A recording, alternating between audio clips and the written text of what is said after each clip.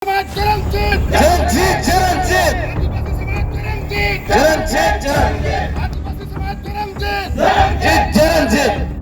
बिरसा मुंडा अपमान प्रतिवाद रे 6 घंटिया शरत बंद।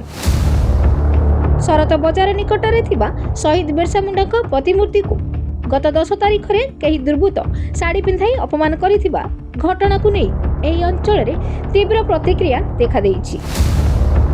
यार प्रतिवाद रे आज शरत अंचल में आदिवासी भाई भौणी माने 6 घंटिया बंद पालन करिसेंती। बंद समय रे बाजार दुकान और यातायात प्रभावित होइथिला।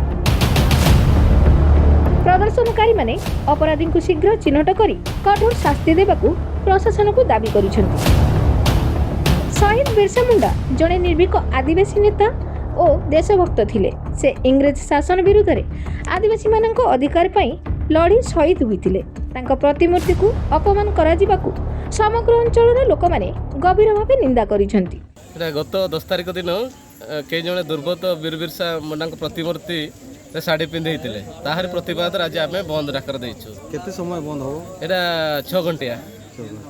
कहीं कौन जेहेतु गोटे भगवान बिरसा मुंडा जड़े स्वाधीनता संग्रामी इंग्रेज मान विरोध लड़े तार जो देश बलिदान देचे तार जो अपमानित होइचे एटा खाली बिरसा मुंडा अपमानित होई नहीं, एटा सारा भारत वर्षर समस्त आदिवासी मान कुठारघात होइछि, कष्ट होइछि, आम मान कष्ट होइछि।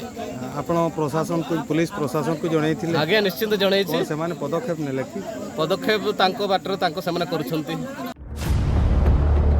संतोष कुमार शतपथी, विकास वार्ता, कप्तिपदा, मयूरभंज।